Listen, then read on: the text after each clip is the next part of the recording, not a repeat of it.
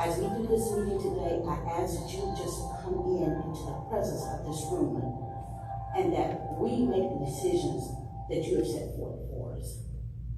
I ask that you bless every family, every person in this room, and I ask you also to bless the city of Trotwood.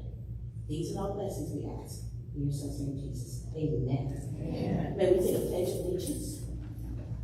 I pledge allegiance to the flag of the United States of America and to the republic for which it stands, one nation, under God, indivisible, with liberty and justice for all.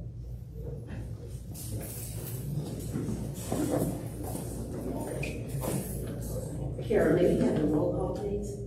Councilmember Gales? Here. Madam Mayor, I have not heard from Councilmember Moore. I'm not sure of her attendance this evening. Councilmember Clark? Present. Councilmember Finley? Here. Councilman Vaughn is unable to attend the meeting and he has asked for an excused absence. It was granted. Thank you. Thank you.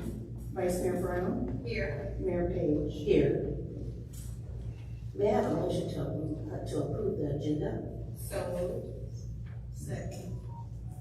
Vice Mayor Brown? Yes. Councilmember Gales? Yes. Councilmember Clark? Yes. Councilmember Finley? Yes. Mayor Page? Yes. Kara, could you read the public comment section, please? Madam Mayor, we have Cynthia Booker Nielsen, who is here to speak about their 90th charter celebration.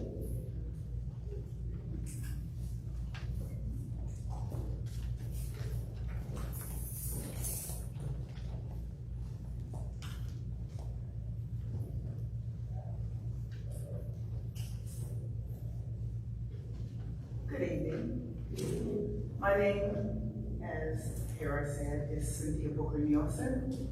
I serve as the 44th president for Beta Eta Omega chapter, Alpha Kappa Alpha Sorority Incorporated. I am honored to be with you this evening to promote Beta Eta Omega's 90th chartering observance. This chapter is officially located in Dayton, Ohio, and was chartered in June 8, 1934. However, our community service outreach extends over the entire Montgomery County. As Beta Eta Omega chapter celebrates 90 years, this chapter will continue to amplify the community commitment to service. This is accomplished through a variety of community outreach programs that support empowering families, building economic wealth, environmental literacy, social justice advocacy, and supporting Dayton and surrounding communities, all which align with the Alpha International Program of Service.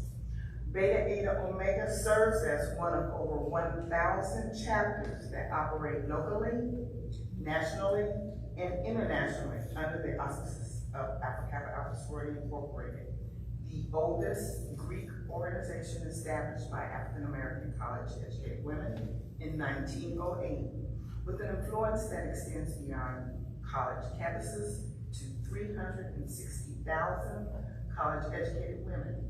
The mission of the organization is to be of service to all mankind. This chapter has a membership of 215 women. 11% of those 215 women live in the city of Trotwood. During the week of June the 1st through the 8th, Beta Eta Omega chapter will be celebrating 90 years of continuous, dedicated service to the Dayton surrounding community. To commemorate this special occasion, we will be hosting a series of events, and I've given those events to your clerk of court, which will start off with our signature program, which is called Harare, and it is a celebration of children on the 1st of June. We have a health and wellness expo that same day, which will be hosting exhibitors featuring the latest developments in health, fitness, and nutrition, as well as massages and yoga demonstrations. That is free. We are having a service project, a Get Out and Vote, where we are registering individuals who need to register, which is free to the public. Karaoke night will be on June the 6th, and our culminating event, the Pink Carpet Fair will be on June the 8th at Sinclair. That is a ticketed event, and all of these events, the information is located also on our website, which your clerk of court has. Again, thank you for this opportunity to share a little information about Alpha Kappa Alpha Sorority Incorporated, and more specifically, Beta Eta Omega Chapter. Thank you. Thank you so much for that information. And also, thank you for that 11% that does reside here in Trotwood. Kara, are there any more public comments? Yes, ma'am. Beverly Swigert is here. She would like to talk about changing the speed limit on her street.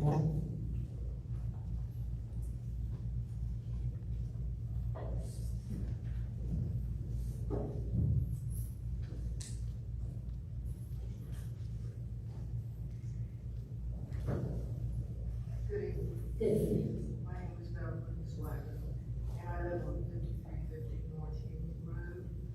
It's between Shallow Springs and Westbrook.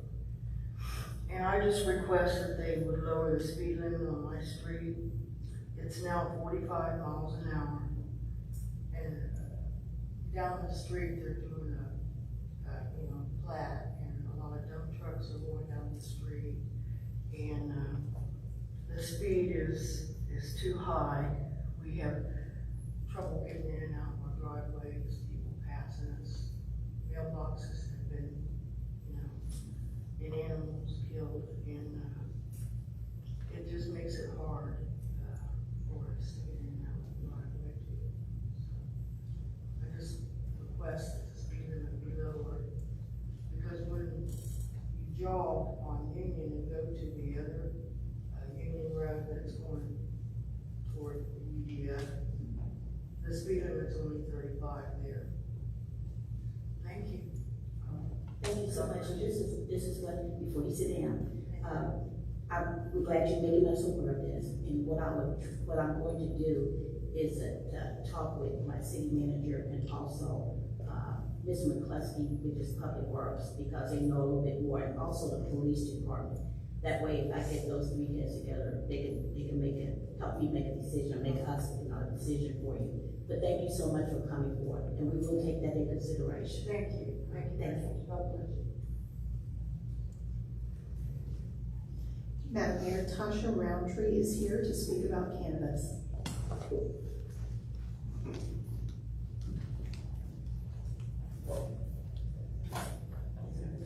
Good evening, Mayor, Vice Mayor, and City Manager Cole. I'm here today on behalf of the newly formed Trotwood Cannabis Club. Recently, you all had a cannabis issue at the Ohio Best Buds. They were found to be selling not hemp, but actual cannabis with over 18 guns in their facility. If this was anyone else's house, this would be deemed a drug hotspot. Everybody would be in jail. Trotwood has a moratorium that is in place where we can't even have a conversation about cannabis. But you all have lost millions of dollars in revenue because people are coming from Indiana to Trotwood to buy fake cannabis. No one's asking, where is this cannabis coming from? Has it been tested? Is it from a safe place? Because it's not coming from the state of Ohio in a cultivation center. You all are not receiving taxes from this cannabis. You're not receiving any of the benefits from this. I've been here several years before where the previous administration said that you wasn't interested in cannabis. However, after looking at Best Buds, you all are very interested in cannabis here in the city of Trotwood. So you should be benefiting from an actual, legal, safe facility. At this point,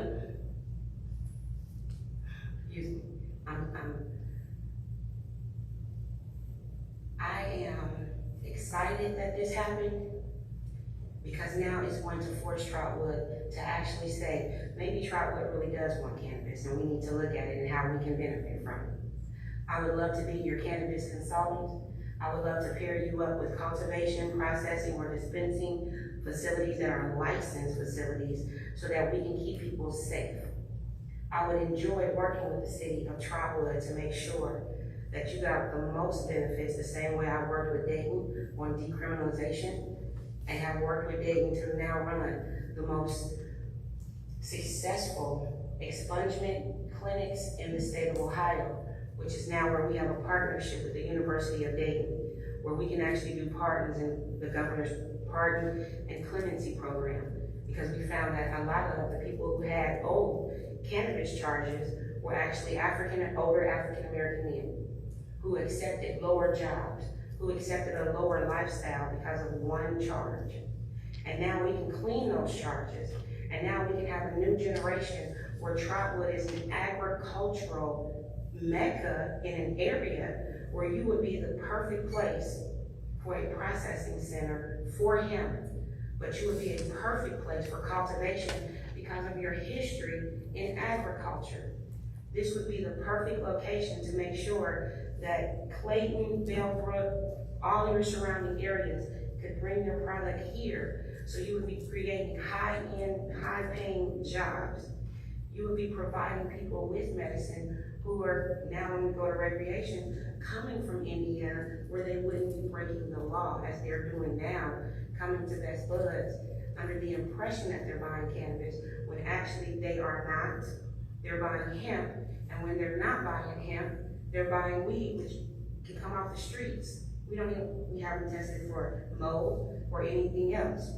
So at this point, I'm asking Trotwood, especially under new leadership, to let's look at the reality of the situation. Let's look at the economic impact.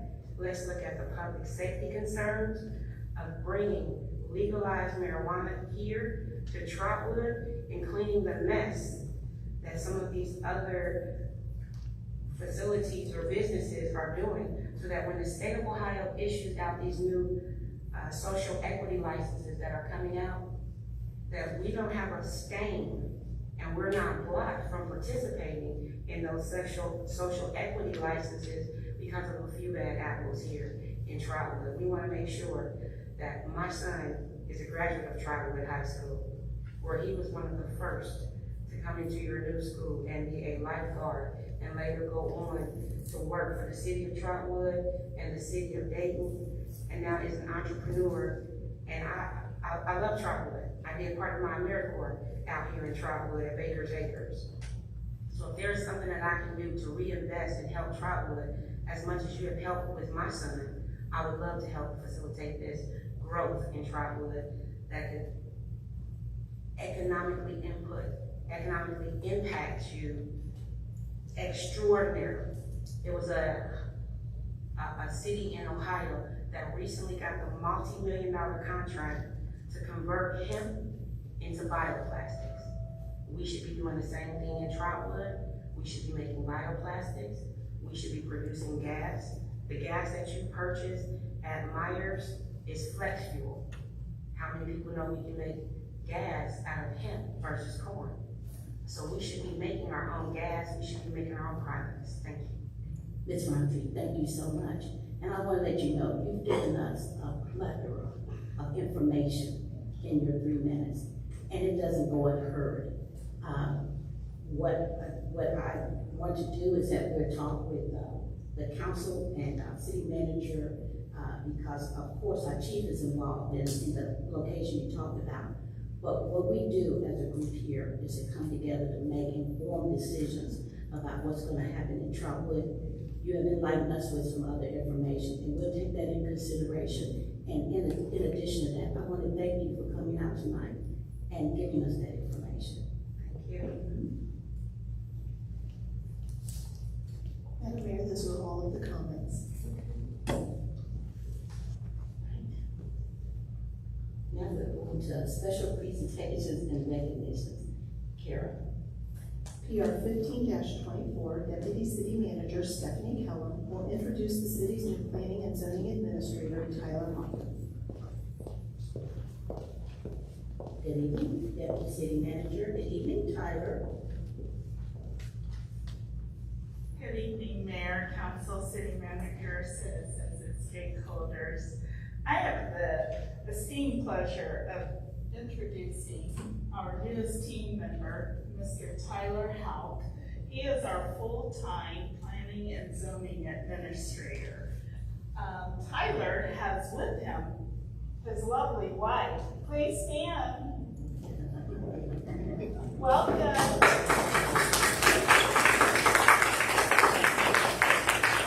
And just having her with us, I learned a little more about Tyler.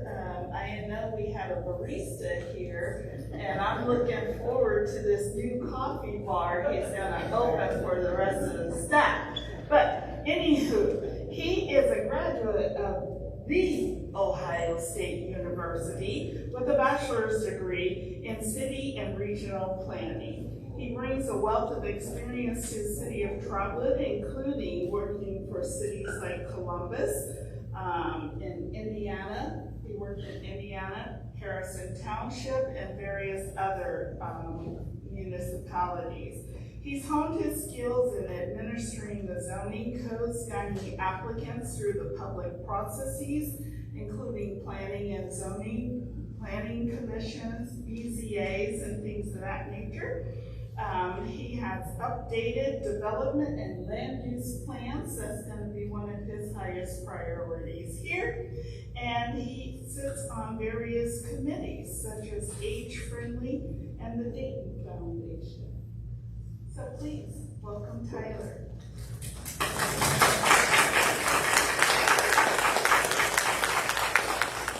Thank you very much. I can go into the coffee thing, but really, what I want to say is it's really exciting to be here. Except you didn't mention, but I'm actually a resident of Trotwood as well. So when we moved from Columbus, Indiana, we didn't know a whole lot about Dayton, and we found a perfect little neighborhood. We were at the very northeast corner of the city, so we didn't even know where we landed. But figured out we were in the city of Trotwood, and we love our neighborhood, and then a couple people let me know this position was open, and you know, I saw a bunch of exciting things that were happening here. I was like, you know what, I want to be a part of that. So I'm really happy to be here, and I'm sure we'll all be talking about, you know, like Stephanie said, the updated land use plan. So look out for that. And then really, if you have any planning or zoning questions, feel free to let me know. I'm happy to help if I can. Thank you so much. I want to say hi to Tyler. Well, welcome. Welcome. We're excited to have you. Happy to be here. Thanks. Thank you so much. Karen, 16-24. Deputy City Manager Stephanie Kellum will present information on the redesign of the State Route 49 and Olive Road intersection. Good evening again. Thank you. So I want to bring to council's attention this redesign of State Route 49 and Olive Road. This is a process we began about 4 years ago. We've been working with Montgomery County, the Transportation Department, ODOT, and our city engineer. The process began because of the repurposed use of 5450 Salem Avenue, which is the former Department of Developmental Disabilities building. Because it is now home to the driving instruction school, there are concerns with the lane lengths, the turn length, the turn radii, and the north leg actually ranks very high on the urban non-freeway priority list of safety locations. That is based upon a study we conducted. I'm sorry, you could go to 2 pages from there. Yes, thank you. Where we noticed that between the periods of 2017 and 2019, there have been 43 crashes in that area. Part of our redesign is going to improve the traffic signaling, the timing, the phasing, and the visibility. We're going to add yellow lights for caution to help people see when to slow down sooner. We're going to change the eastbound and westbound left turn phases.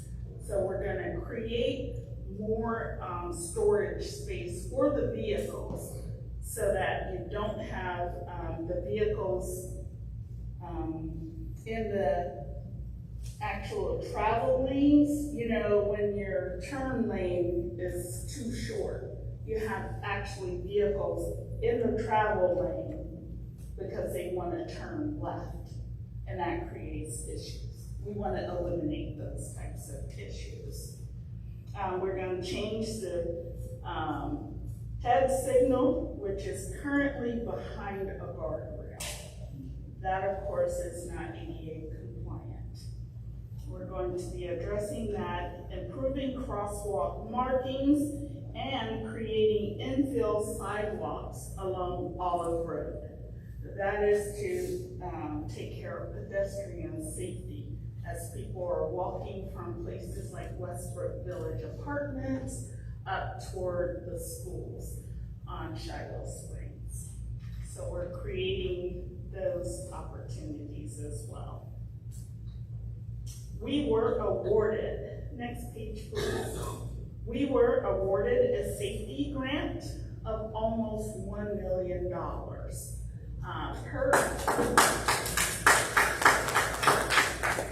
Thank you. Per ODOT standards, we're going to be coming before council with various resolutions that we will need you to pass as we go through various phases in the project. The next one is probably going to be in June or July, where we'll be doing some right-of-way resolutions. We have notified the residents impacted by this and the need for right-of-way consideration. The outcomes of the project. We want to make Olive Road safer for pedestrians and motorists. You see in this middle picture there, the PED signal behind the guardrail. We're going to minimize crashes due to extended storage lanes and realigning the intersection for easy maneuverability and ensure ADA compliance as well as promote more healthy lifestyles for our citizens. Thank you. Are there any questions? Yes. About that ADA compliance, I always worry about that. Number one, and number two, to make them, it's safe for the for the walkers is paramount, I think. Yes, So ma'am. I can appreciate this. I can also appreciate the grant.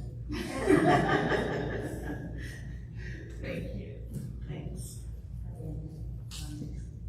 Thank you so much, and thank you for your due diligence. 4 Thank years you. ago. It doesn't happen overnight, does it? No, ma'am. Thank you so much. Kara Pierre, 17-24. The city of Trotwood would like to congratulate Applied Mechanical Systems on 50 years in service and express appreciation for their partnership. Is Mr. Daugherty here? Yes. Mr. Daugherty, if you could come up here with me, please. Sure.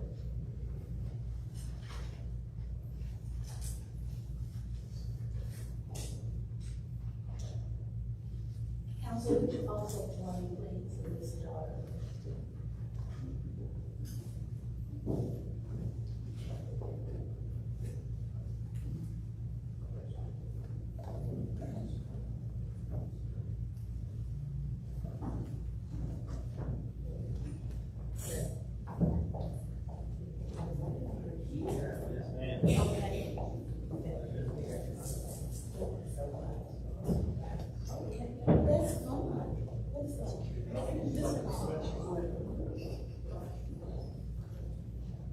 I want to make sure everything is on and everything. You know what? I have this speech right here that I would like to read to you. I'm not good with speeches, and I always go off script. I really do. And everything that's on here, you'll see later. But most of the time I speak from my heart. And when I looked up 50 years, when you have a 50-year anniversary, that's a golden year. It's golden. When you have a 50-year, in some of the sororities, if you're sorority, 50 years is golden. That means you made that. 50 years you have been like the glue in Trotwood.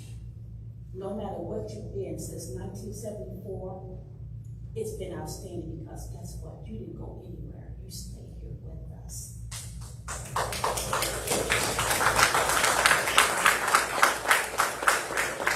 People can't say that, but we wanted to take the time to acknowledge you, and I give credit where credit is due because Councilwoman Finley, I think she's right here. She's here, here. And she brought it to our attention, but once we got on it, our city manager, would you please join us, city manager? He said, we've got to do more than just tell them thank you. Because guess what? You deserve a lot more.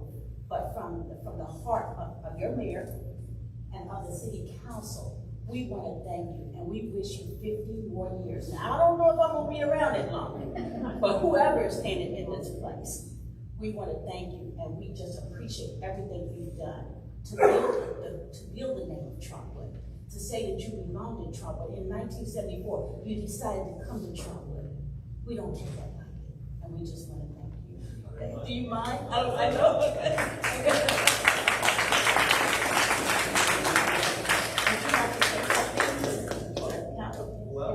I would just like to say thank you to the city of Trotwood. I grew up in Shiloh Gardens. If anyone remembers what that was, it used to be Miami Town. It used to be Madison Township. So I've been around here for a while now. I haven't been there for 50 years. I've been there 27 of the 50 years. We'll take that. But Trotwood's a great place. I went to Shiloh View Elementary, and I went to the high school and stuff. So left for a while and came back, and Trotwood has been a great place for me to and the business. We have 200 employees, and we have folks all over the state of Ohio working hard in the construction trades. And so we just want to say thanks to the city of Trotwood and thanks to the council and for having us come out tonight. And on behalf of the city, we would like to present this flag to you. Remember, 50 years in the city of Trotwood. Well, thank you. Thank you again. Would you mind taking a picture with us? That'd be Okay. Thank you.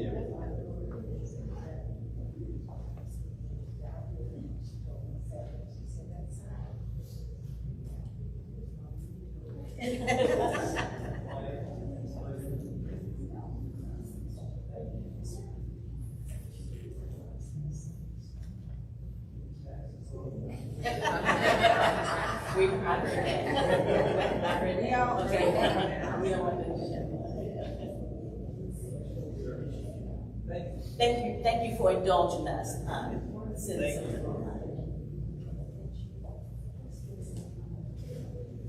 Thank you.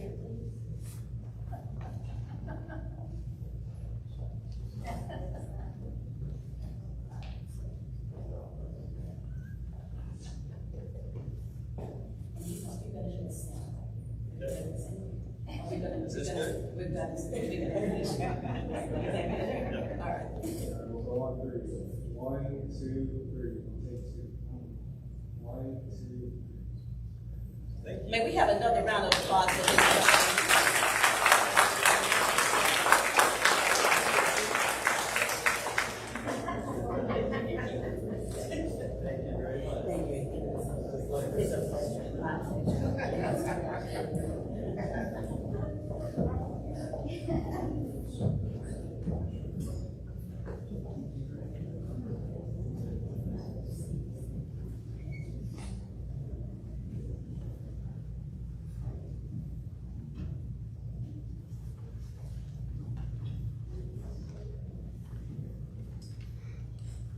You guys don't know how good that feels. May I have another round of applause? I'm really excited.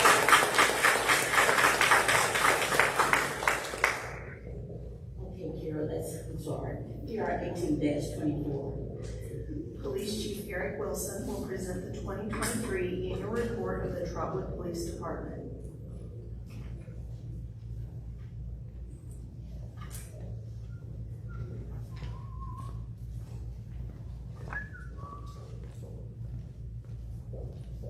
Good evening, Chief. Good evening, Mayor. How are we doing today? We are doing absolutely wonderful. Awesome. Council, good evening. City Manager, staff, residents, it's my pleasure to present our 2023 annual report, which is a snapshot in time for the Trotwood Police Department. Next slide, please. So as you saw in this one, we don't go into the changes, I'll tell you, integrity and professionalism, fairness and compassion, those are the 4 key values, core values of our police department. That is what we try to strive to do every day, is police with integrity, professionalism, fairness, and compassion to our community. So, okay, I'm ready now. The next slide is just the information for numbers of who to call and how to call to get a hold of the Trotwood Police Department. Obviously, 911 is on there, and our non-emergency number is on there, as well as other direct lines to get to people within the department. Next slide, please. Okay, table of contents, and we're going to go through this next slide. And then there's my address to the residents and the city manager and the mayor and the deputy city manager and the residents, and basically I'm explaining what the year was and what we're proud of and the things that we accomplished last year. Next slide, please. This is a staffing picture for 2023 of our department. This is all our officers in here that we hired in, and we have an annual uniform inspection we do every year. We get to take this picture and a lot of happy faces. We'll be real happy this year. Some beers got to go with that picture, so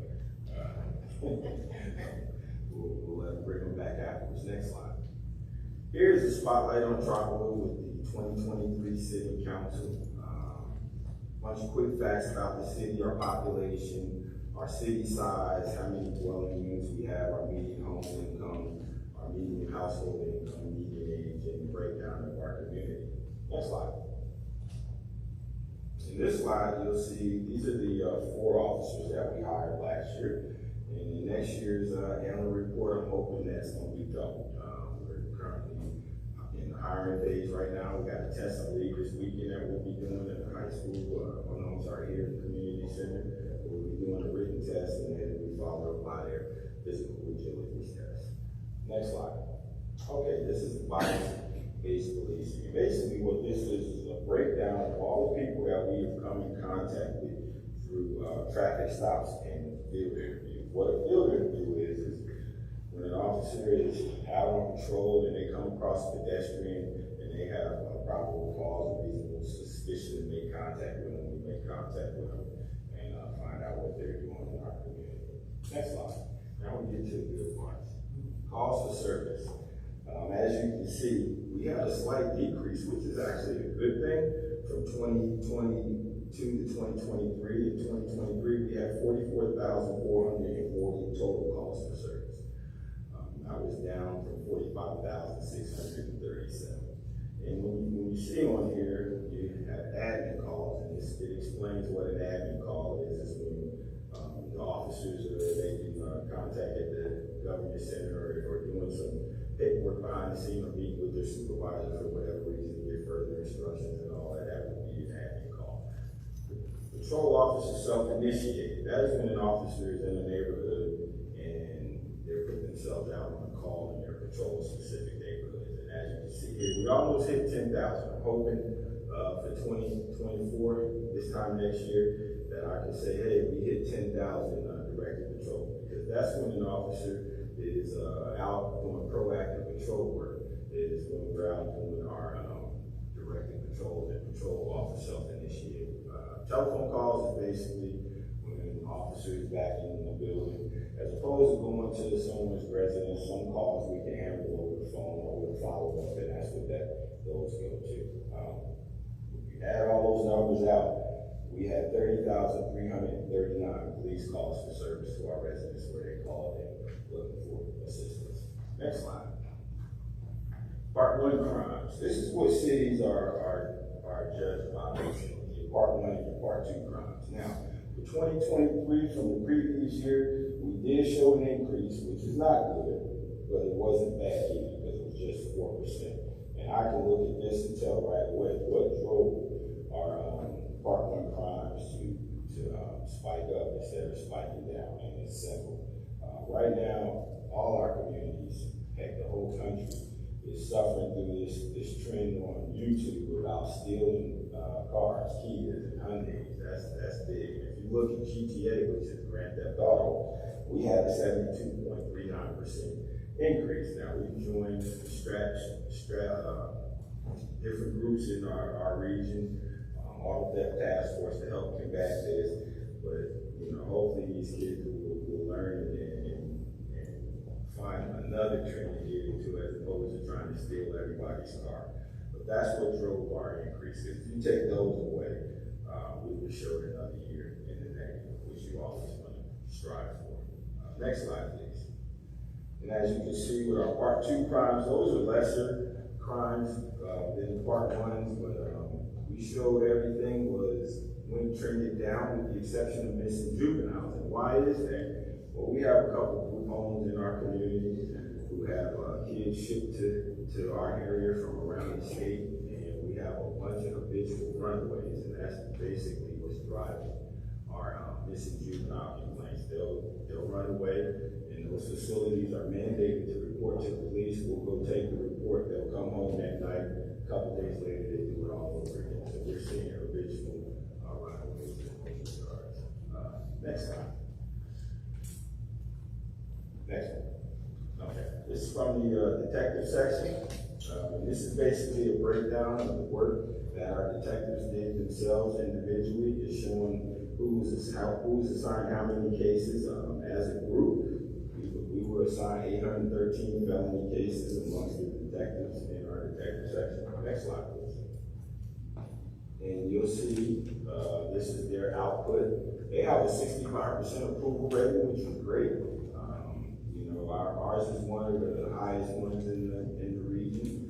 Our detectives are doing a bang-up, fantastic job. I don't know if you saw the news today, but we can talk about it a little more now. The situation with the body parts found in the city, they didn't belong to us. They belong to the city of Ketter. We gave it back to them, and they're taking the investigation from here. So not only did our guys get the leg, they got the culprit as well, and basically solved the case, or help. I won't say solve the case, but help them solve the case, which was very complex. So I'm very, very proud of our detectives and the work they worked extremely hard, and having a 65% approval rating is outstanding, and I know it's only going to get better.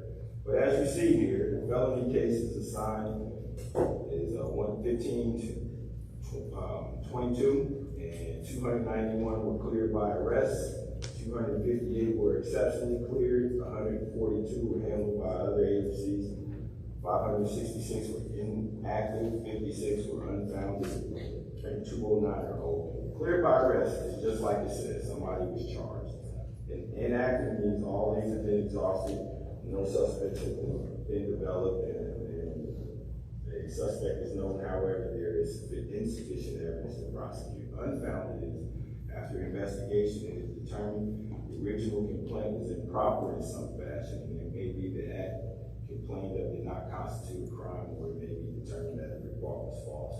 And occurred and exceptionally cleared is the investigation identifies the suspect and there is sufficient evidence to arrest and file a charge. However, due to circumstances beyond the control of the department, the prosecution is not committed and convinced, and examples of this type of clearance are the victim does not want to prosecute. We run into that a lot.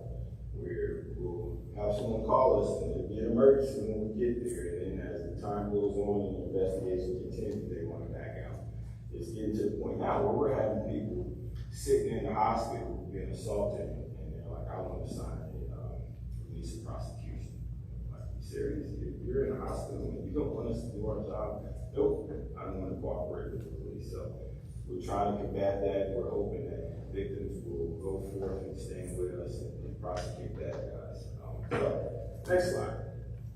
So, crashes and traffic enforcement. So, good news, in 2023, we had 418 total crashes, and that number was down from 441 from 2022. So we show a 5% decrease, which means our roads got a little safer. Not a lot, but a little safer. And I'm always happy to see that.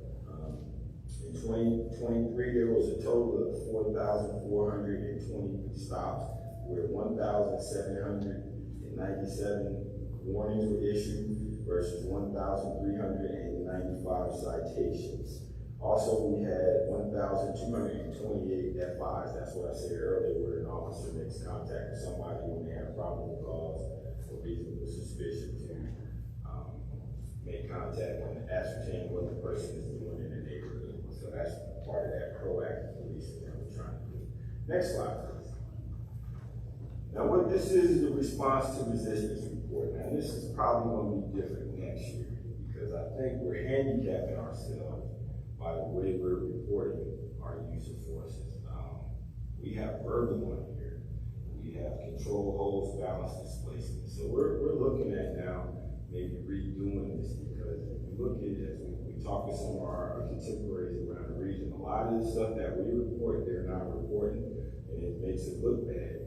If you look at us and say, wow, how do you guys have 580 total uses of force when everybody else has a much less number? So we're going to look at it because we still want to know what our people are doing, but we also don't want to handicap our agency too, to make it look like we're out here being bullies when we're not. So of these 580 uses of force, this only accounts for 132 incidents. So see how those numbers can play. And, you know, just recently there was an article in the Daily News where they looked at a bunch of agencies, and I looked at our numbers, and I'm like, wow, we really got to get on top of this because I think we might have been higher than Dayton, but it's the way they report versus the way we report. And they even said that in that report that these are apples to oranges, but still, we don't want to have a reputation out here that we're abusive because that's something that we don't stand for. Next slide, please. Okay, this is the 2023 training that occurred, and basically our officers average at minimum 32 hours of training. We try to train our officers above and beyond what the state standards are. These are some of the different trainings that they have got to. Being that we are a younger department, I'm constantly looking for ways to get training, get free training. Like today, we hosted along with the Dayton Police Department. That's why I said Dayton Police Truck out there, a bike school. We got a few officers in bike school, and I think they told me they had 19 officers from around the region here learning to be bike officers. So, you know, we're trying to give all the best training we can to have our officers equipped with the information and knowledge to be great police officers. Next slide, please. And this is just pictures of our administrative staff. These 6 ladies work extremely hard. We generate a lot of paperwork, and they do a phenomenal job at keeping us afloat and keeping the department on the back and well and running well. Is there any questions?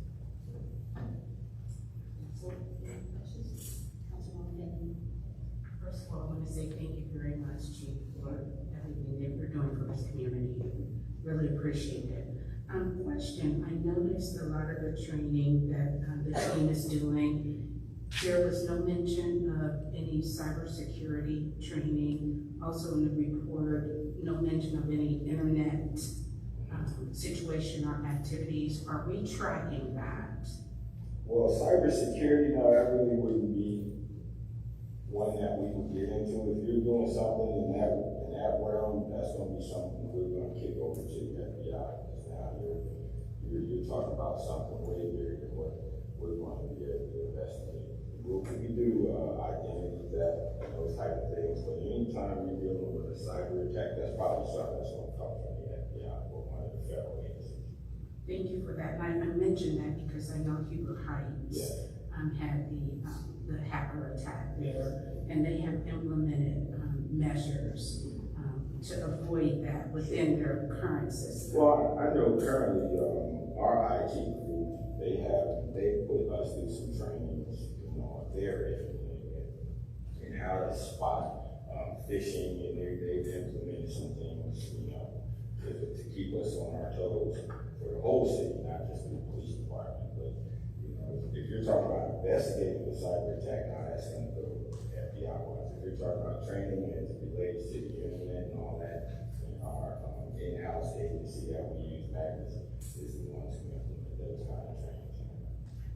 are we tracking any internet crimes? Or scams, things like that, on that behalf? You mentioned stolen identity. I can pull up a report on that, sure, but I need to know what crime specifically are you doing. Like, it's just not a crime type internet crime, it have to be identity theft or something to that effect. So yeah, we do take those reports, and a lot of times, you're dealing with people that are overseas, and we kick it over into the federal agencies. And a lot of times on the smaller level, they don't even want to get involved. They say, yeah, we get 1,000 of these a day. And so we try to push out through our Facebook page when we see or hear scams that are active and going on right now. And I know a lot of times it's in the media too from other agencies. So we kind of look at each other and try to get input, meet with our counterparts at least once a month to find out, hey, what are you seeing? What are we seeing? We share information out and we try to kick it out when it's happening. Thank you, Chief. Any other questions, Council? Well, if not, I just want to let you know, I feel safe. I'm glad you're up while I'm sleeping. Thank you so much.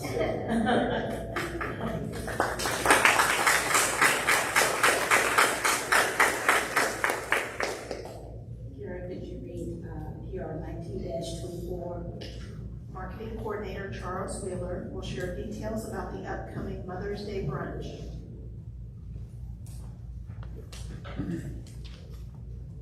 Mr. Will, thank you. Good evening, Mayor, Council, Clerk, staff and residents, City Manager. For May 10th, the Trotwood Chamber of Commerce will host their annual Mother's Day brunch at the Trotwood Branch Library.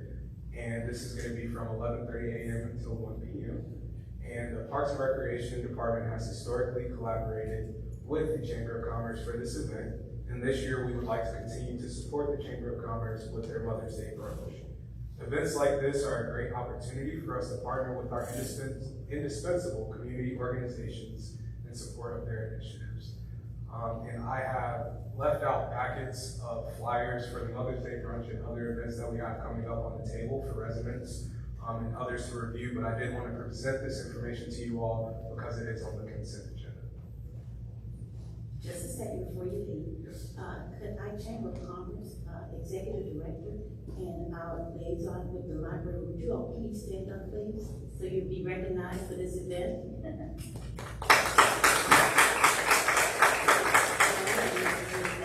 All right. Thank you.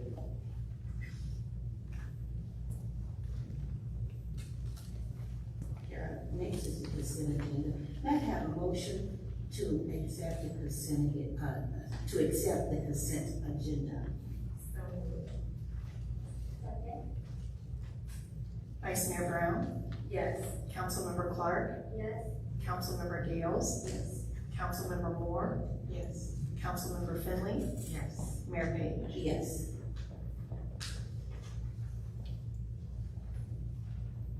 Now we're at resolutions.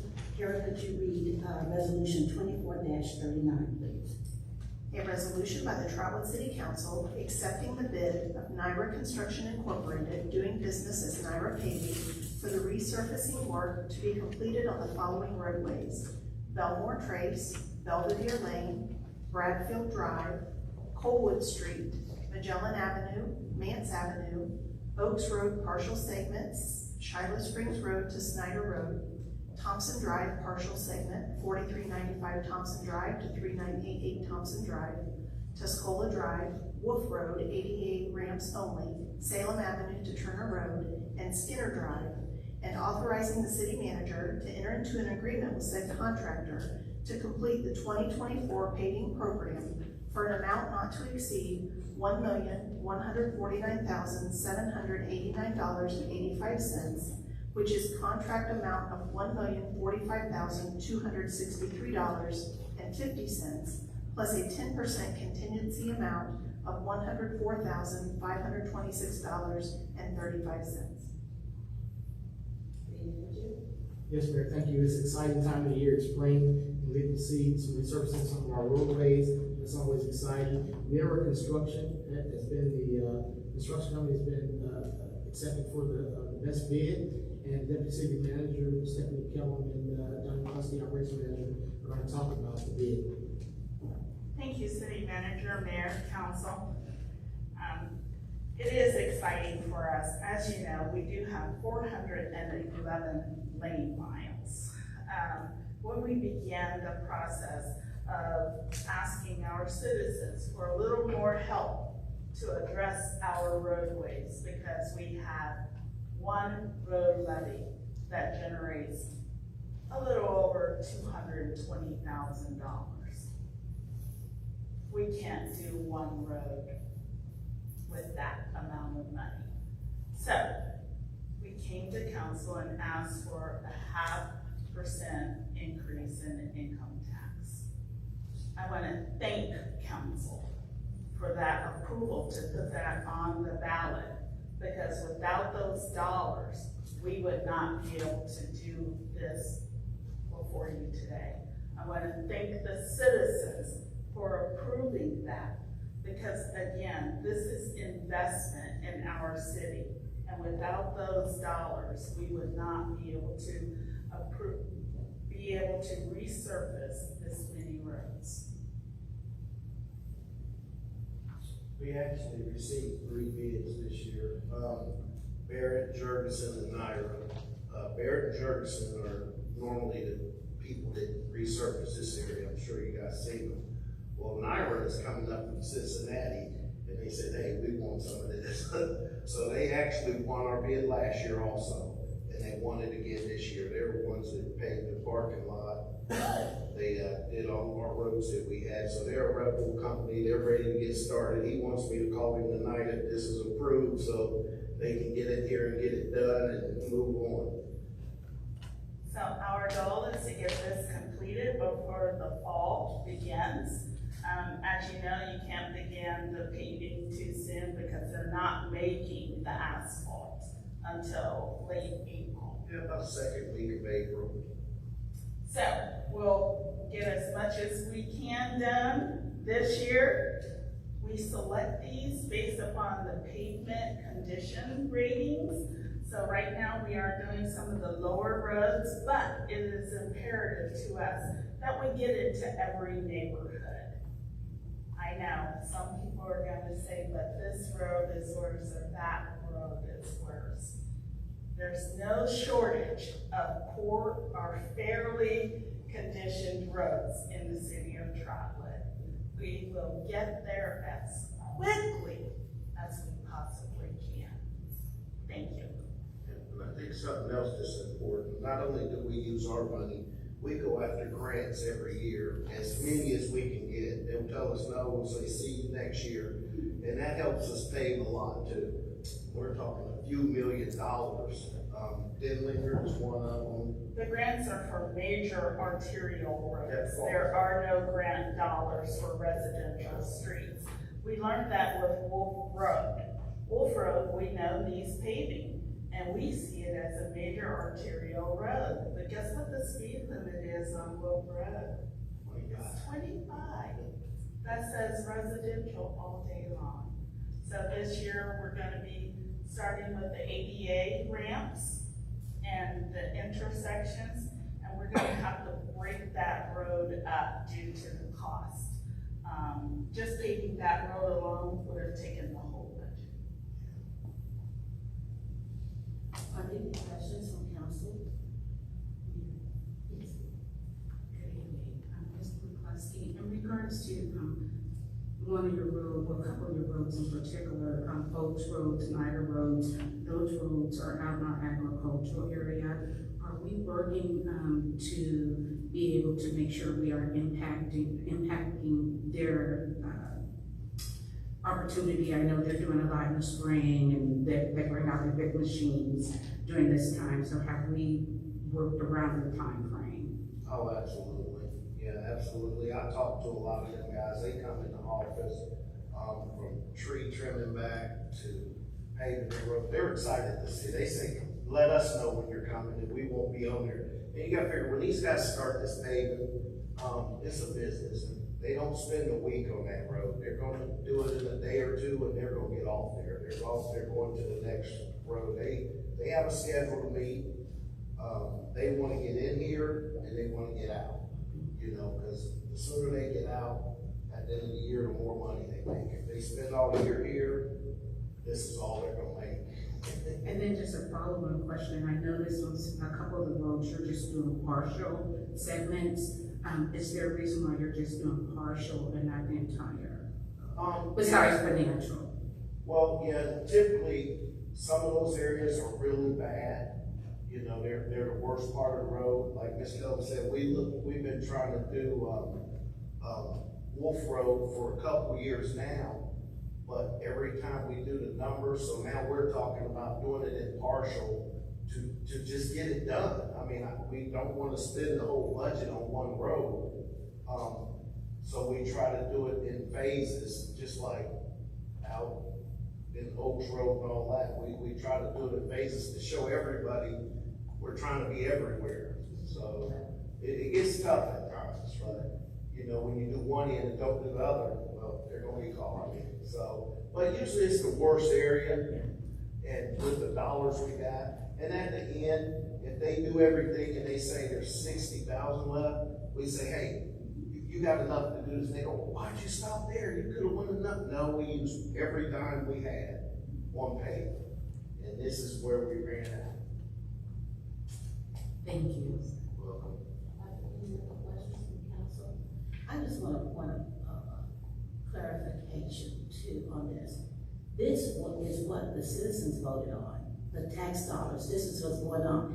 And wasn't that a 5-year levy? Is that my understanding? So it may not be done this year, but we got 4 more years. Is that correct to my understanding? This is not. This is the second year. This is the second year, but this is not the end. We'll have, this is just within this time. I'm just trying to get clarification. Yes, ma'am, you're correct.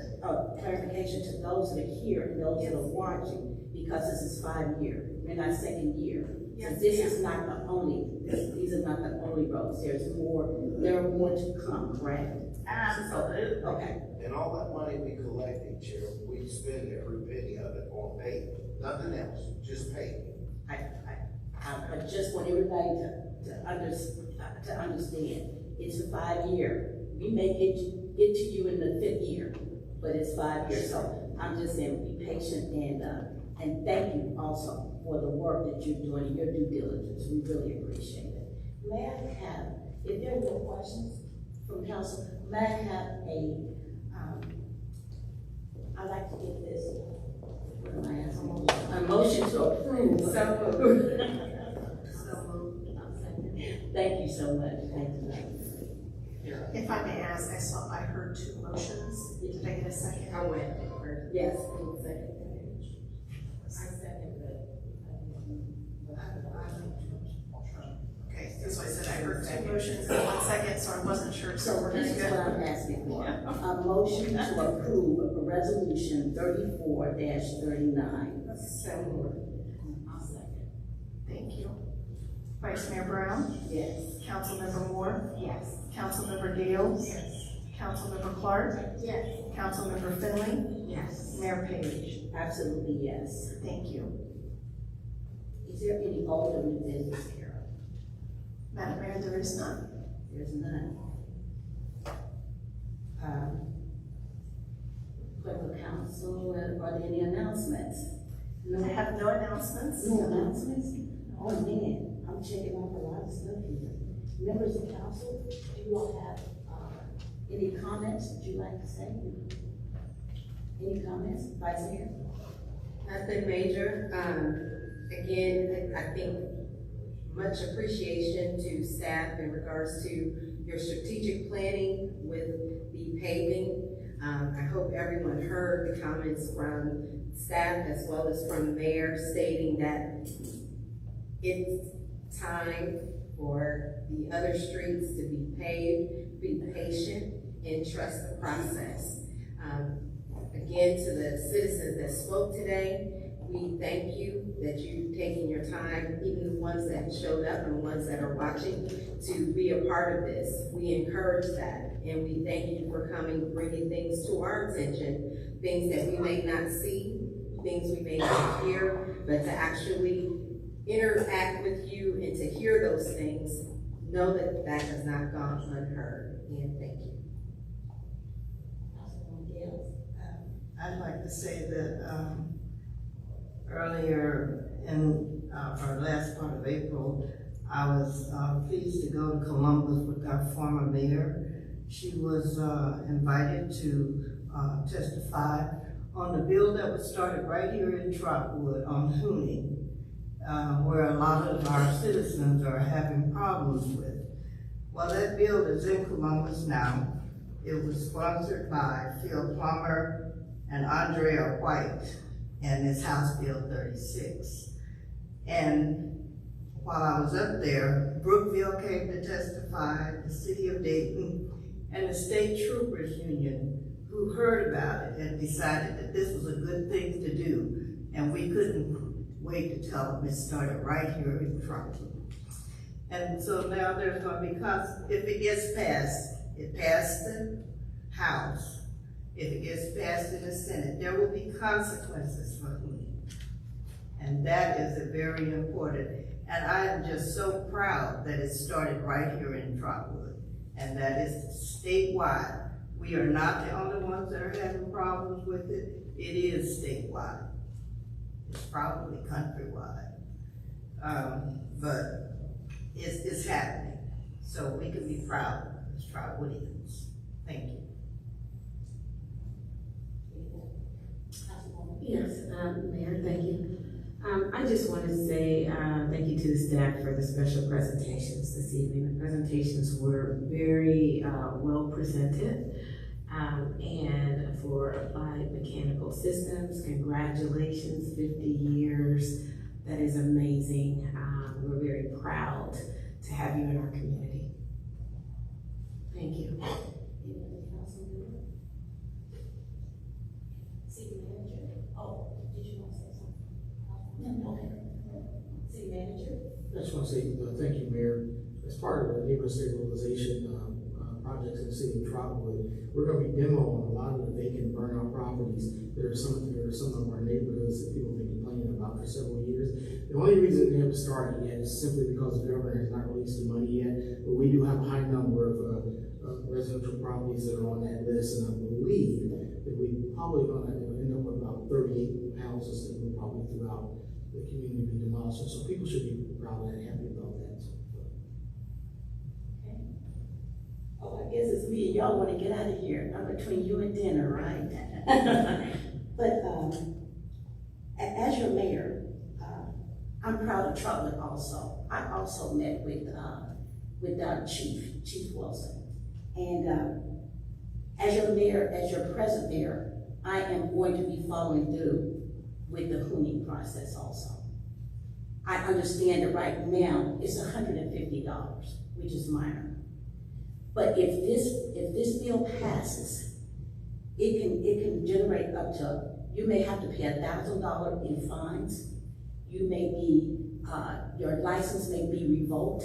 These are some of the parts of that bill, because I studied it a little bit. In addition to that, you could do 6 months' time. That's if this bill passes. So I've researched this, and as your mayor, I promise to continue to get with our state representatives and our senators to make sure that Trotwood gets the credit when we do things, and when we do things well, that we get the credit. So I promise you that as your mayor. But in addition to that, I wanted to let you in on something, tell you something else about the citizens of Trotwood.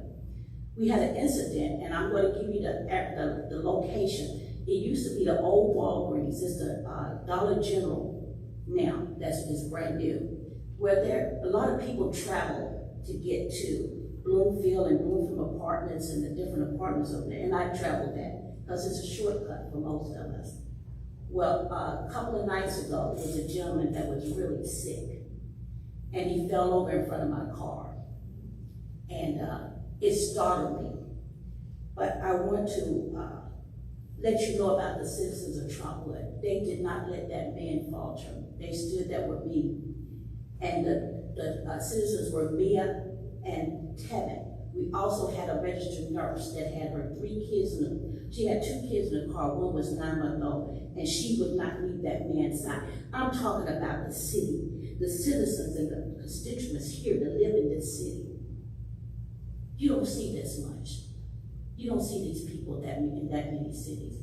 And I wanted to call their names out tonight because they stood with me there until the officers come, which were extremely, extremely nice and punctual. And they waited there until he left in EMS and everything. And we actually prayed over him that night, Mr. McCoy. So I'm just letting you know that these are the type of citizens that live here. Check on your seniors. This was a situation that was entirely different. They didn't have to stay there. I really didn't have to stay there. But that's how much I care about this city. So when I tell you I'm going to do something to the best of my ability, according to that oath that I took, hold me to it, because I will be there. So I want to thank everybody too for coming out tonight. 50 years, remember that, 50 years. I need for you all to stay here for 50 more years. But I want to thank you for coming out. And I want to thank you for the people that sit up here on the stands with us. And also our quiet attorney, Mr. Chris Bernard, that's over there on the end, that keeps us in line. I want to thank him for being here. And especially to Karen. She keeps us all in line. And you all better be glad she's with us. So I thank you so much. If all minds are clear and all information, meeting is now over. It's been adjourned. Thank you.